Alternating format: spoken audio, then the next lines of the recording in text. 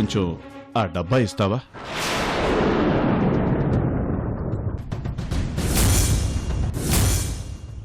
నిన్నేనమ్మా. నీ కాళ్ళ దగ్గర మా టాబ్లెట్స్ డబ్బా పడిపోయింది. కొద్దిగా ఇటు ఇస్తావా?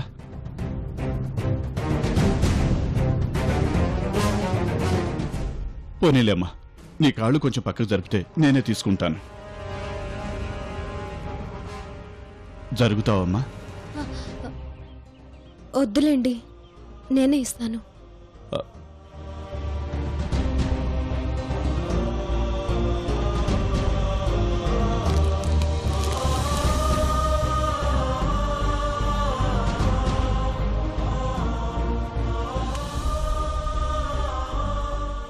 థ్యాంక్స్ అమ్మా.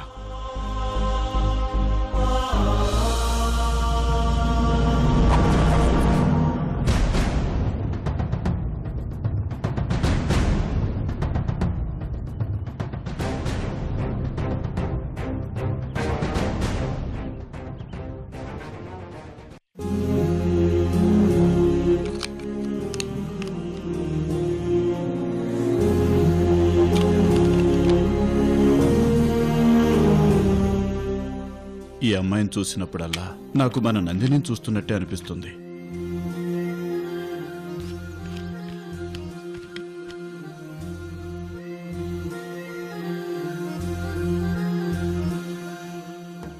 ముఖం కనపట్టలేదు, ఎవరమ్మాయో కానీ లక్షణంగా ఉంది కదండి. మన అమ్మాయి కూడా ఇప్పుడు అలాగే ఉండుంటుంది కదూ? అవునండి. సరే పద, మన అమ్మాయి మనకు దక్కాలని దేవుణ్ణి మొక్కుకుందాం.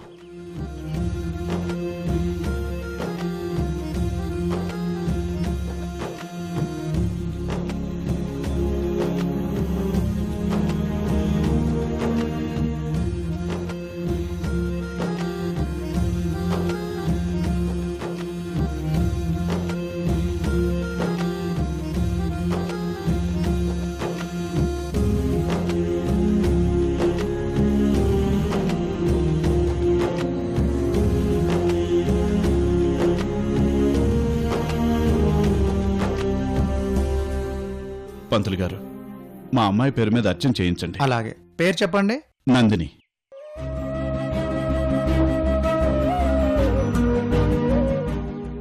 మా అమ్మాయి నందిని నిండు నూరేళ్లు సంతోషంగా ఉండాలని అర్చన చేయండి పంతులు గారు.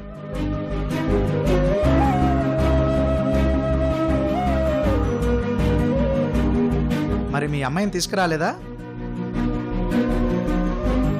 తీసుకురాలేని పరిస్థితిలో ఉన్నాం పంతులు గారు. అంతా ఆ పరమేశ్వరుడికే తెలుసు.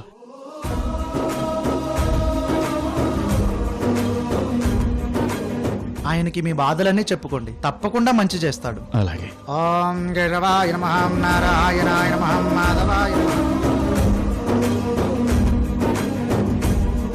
స్వామి, ఆ రోజీ గారి మనసు మారి మా బిడ్డను మాకు అప్పచెప్పేలా మమ్మల్ని కరుణించు స్వామి.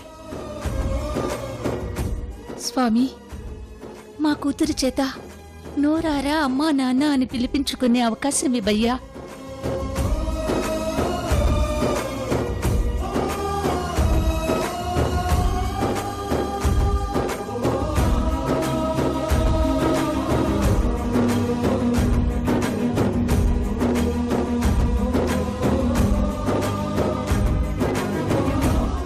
వీళ్ళు ఖచ్చితంగా నా తల్లిదండ్రులే.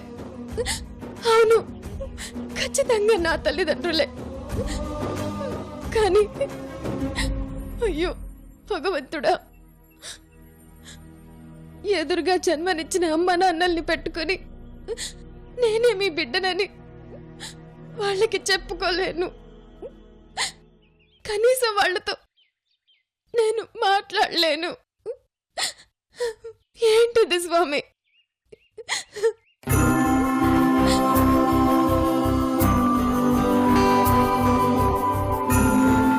నేనేం పాపం చేశాను స్వామి? నేనేం పాపం చేశాను?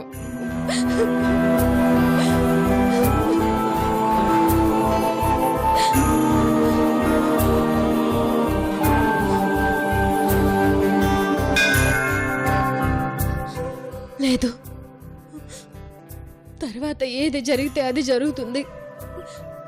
నా తల్లిదండ్రుల కళ్ళల్లో ఆనందం చూడడం నాకు ముఖ్యం. నేనే వాళ్ళ కూతుర్నని వాళ్ళకి చెప్పేస్తాను.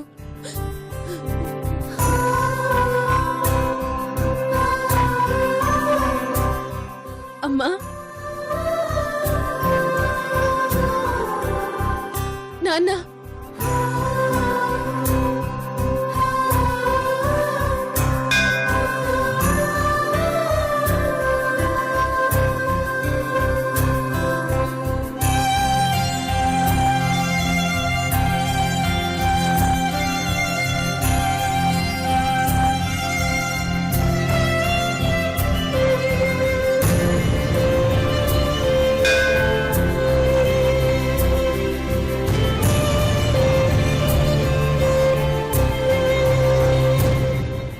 ఏంటి అలా చూస్తున్నారు?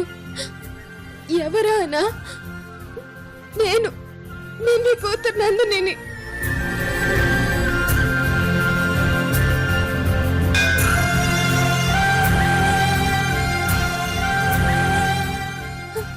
అవును, చిన్నప్పుడు తప్పిపోయిన మీ నందిని నేనే. మీరు రోజీ గారి దగ్గరికి నా విషయమై వచ్చారని తెలిసింది. అంతే, మిమ్మల్ని వెతుక్కుంటూ వచ్చేసాను. నేనే నాన్న, నేనే అమ్మా, మీరు వెతుకుతున్న నందిని నేనే.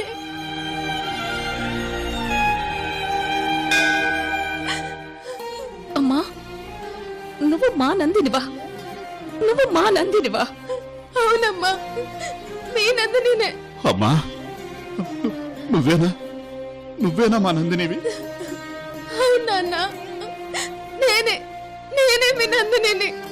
ఏమండి, మన అమ్మాయి ఎంత ఎదిగిపోయిందండి. అవును సుధా, అమ్మా నందిని. అమ్మా, అమ్మా,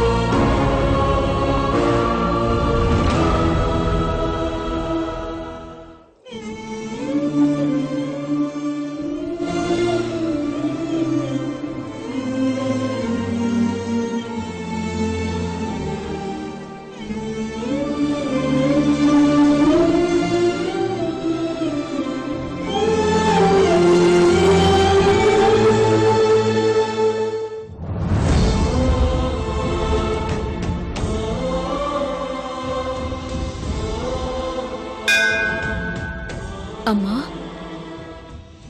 ప్రసాదం తీసుకో.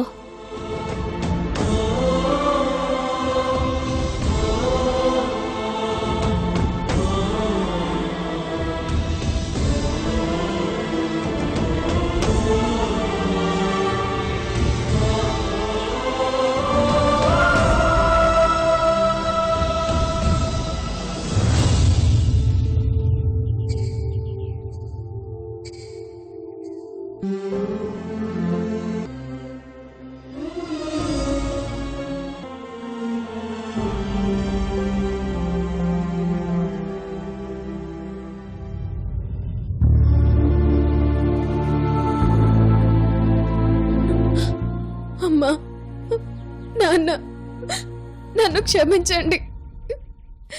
నేను రోజీ గారి మనవరాలు రోజీగా నటిస్తున్నాను. అందుకే నేను మీ బిడ్డనని చెప్పుకోలేకపోతున్నాను.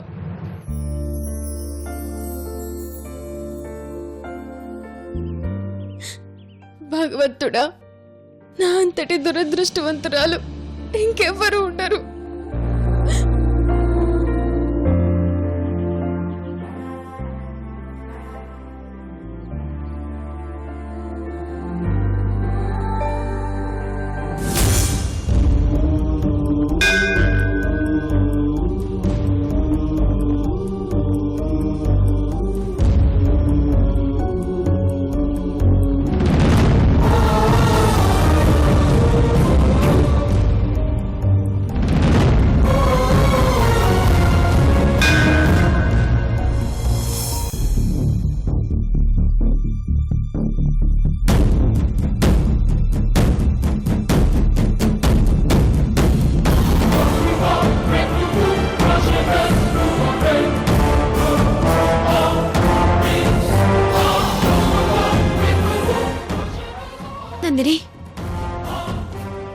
ఏమైంది నందిని? వాళ్ళని చూసావా?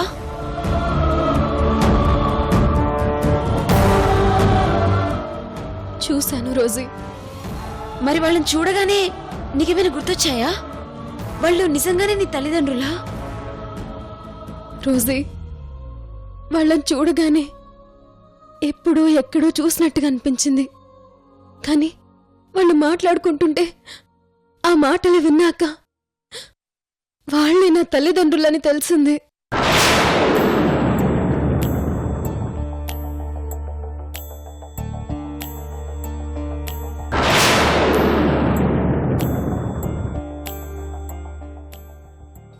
ఏంటి నందిని, నువ్వు చెప్పేది నిజమా? అవును రోజీ, నిజమే. వాళ్ళను వెతుక్కుంటూ వెళ్తే గుళ్ళో కనిపించారు.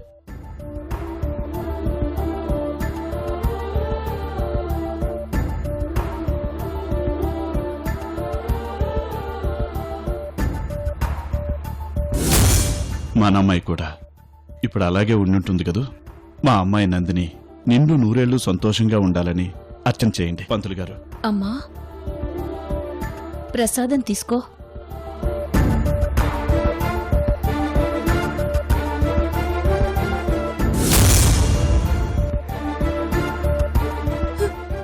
వాళ్ళు నిజంగానే నా తల్లిదండ్రులు కాబట్టి నా కోసం అంత బాధపడ్డారు. నా కోసం పూజ చేయించారు. ఇదిగో ఈ ప్రసాదం కూడా నాకు పెట్టారు.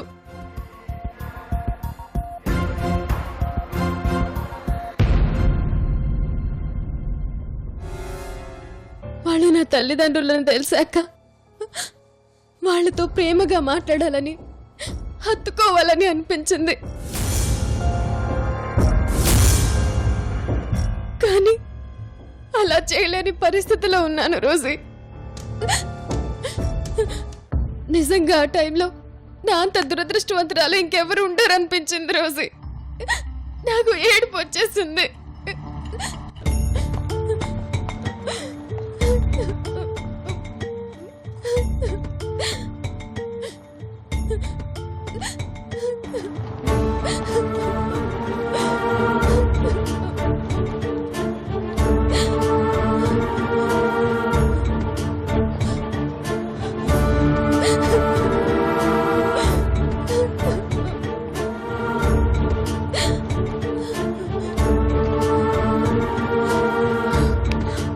సారీ నందిని, నా మూలంగానే ఇలా జరిగింది కదా. నా ప్లేస్ లోకి నువ్వు రోజీగా రావడం వల్లనే ఇలా చెప్పలేకపోయావు కదా.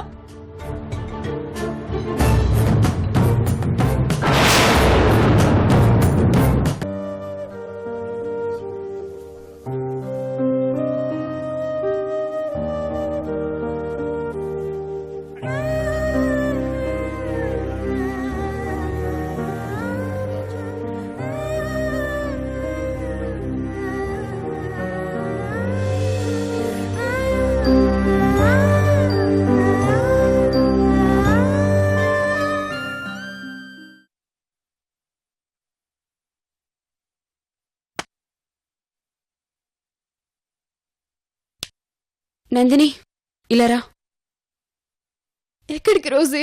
చెప్తాన్రా.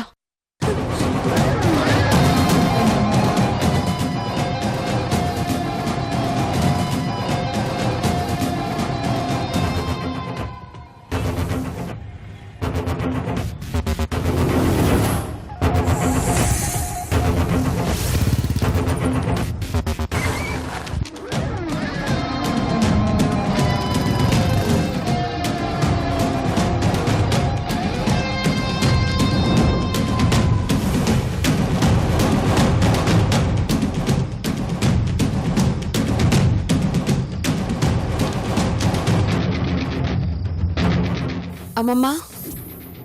ఏంటమ్మా? ఈ రోజు వరకు నాకెవరూ లేరనుకున్నాను.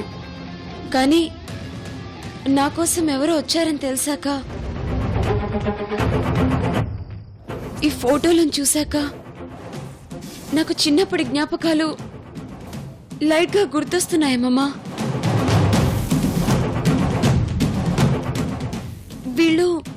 నా తల్లిదండ్రులేనేమో అనిపిస్తోంది.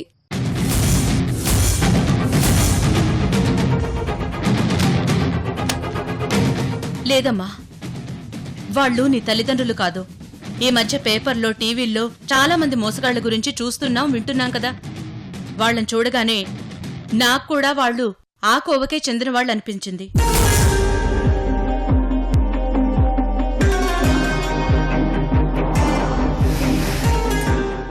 అందులోనూ నిన్ను మీ అజ్జి దత్తత తీసుకుంది కాబట్టి ఆస్తి కొట్టేయడానికి డ్రామా ఆడుతున్నారేమో అనిపిస్తోంది.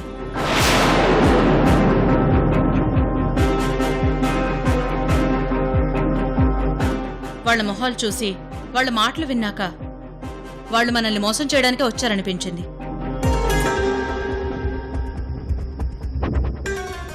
పైగా అతను జైలు నుంచి వచ్చాడంట. అలాంటప్పుడు వాళ్ళని ఎలా నమ్మాలి? అందుకే నేను అన్ని రకాలుగా ఆలోచించి వాళ్ళు మోసగాళ్లు అని నిర్ణయించుకున్నాకే వాళ్ళని ఇక్కడి నుంచి పంపించేశాను.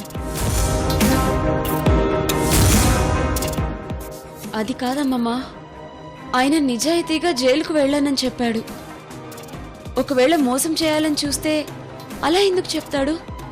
మంచివాళ్లమని అబద్ధం చెప్పేవాడు కదా.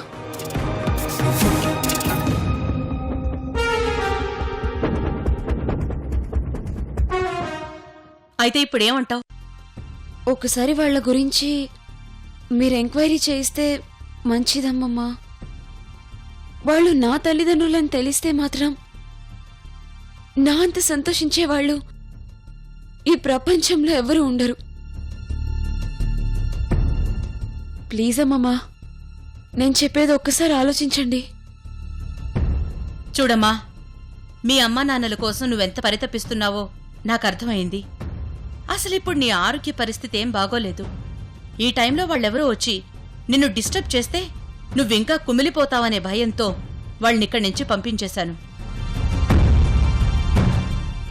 పైగా లక్ష్మి ఆ పరిస్థితిలో ఉంది కాబట్టి తన బాధ్యతంతా నాదే. అంటే నీ బాధ్యత కూడా నాదే. ఈ విషయం బాగా ఆలోచించే ఆ నిర్ణయం తీసుకున్నాను. కానీ నువ్వు చెప్పిందాన్ని బట్టి చూస్తే ఒకసారి ఎంక్వైరీ చేయిస్తే మంచిదనిపిస్తోంది.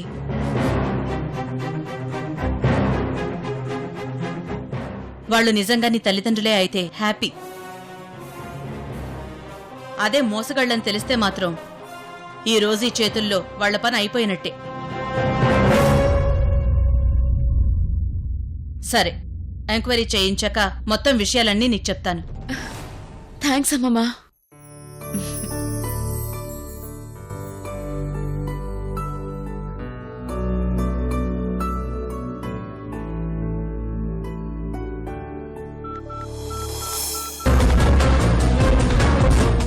హలో దీపక్, ఎక్కడున్నావు? నువ్వు అర్జెంటుగా ఒకరి గురించి ఎంక్వైరీ చేయాలి. అది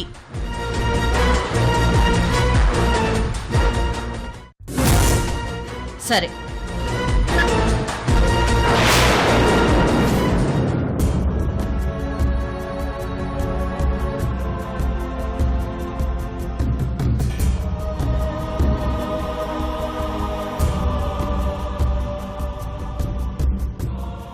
ఏంటి నందిని అలా చూస్తున్నావు? అది కాదు రోజీ, అసలు అమ్మమ్మతో అమ్మా నాన్నల గురించి ఎందుకు ఎంక్వైరీ చేయమన్నావో నాకేమీ అర్థం కావడం లేదు. అసలు ఏంటిదంతా? చూడు నందిని, వాళ్ళు నిజంగా నీ తల్లిదండ్రులని చెప్పావు. ఇప్పుడు అమ్మమ్మ ఎంక్వైరీ చేయిస్తే వాళ్ళు నిజంగానే నీ తల్లిదండ్రులని తెలుస్తుంది. అప్పుడు ఖచ్చితంగా అమ్మమ్మ వాళ్ళని ఇక్కడికి రప్పిస్తుంది. అప్పుడు వాళ్ళు కూతురిగా వాళ్ళు నన్ను చూసినా నీ తల్లిదండ్రులని నువ్వు స్వయంగా చూసే అవకాశం ఉంటుంది. పైగా నువ్వు నా స్నేహితురాలివని వాళ్ళకి తెలిసాక నీతో కూడా ఎంతో ఆనందంగా మాట్లాడతారు.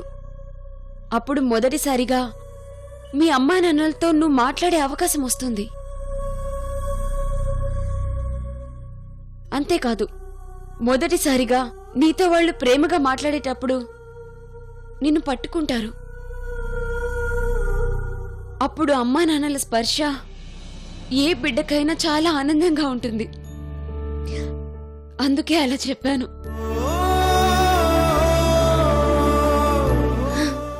రోజీ, ఏమైనా నా మనసుని బాగా అర్థం చేసుకున్నావు. ఫ్రెండ్ని కదా, ఆ మాత్రం అర్థం చేసుకోలేనా?